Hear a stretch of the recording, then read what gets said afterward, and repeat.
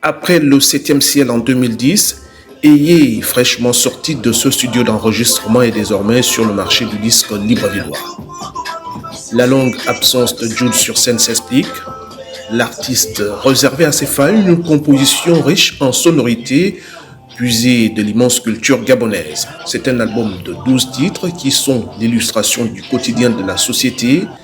Infidélité, amour, trahison, tout y passe finalement. Et Ayé est un cri d'espoir de la langue fond du Gabon. Chaque chose a une raison d'être. Hein. Tout ce que Dieu fait est bon, comme on dit. Voilà, donc moi je me suis dit, c'est une période, c'est difficile pour nous, mais on ne doit pas se laisser abattre. Il faut être très, très résilient. Parce que de toute manière, si vous vous laissez abattre, qui se lèvera pour vous? Le combat de la vie de chaque personne, c'est chacun qui le mène jusqu'au bout. Hein. Dans cette balade musicale, l'artiste y mêle africanité et modernité avec un appel au patriotisme dont l'une de ses chansons qui reprend l'hymne national du Gabon, La Concorde. Je défends le patriotisme et je me rends compte qu'il y a des valeurs qui se perdent dans notre société désormais. L'hymne national, c'est l'essence d'une nation. Hein. C'est parmi les symboles d'une république. C'est l'un des symboles forts de la République.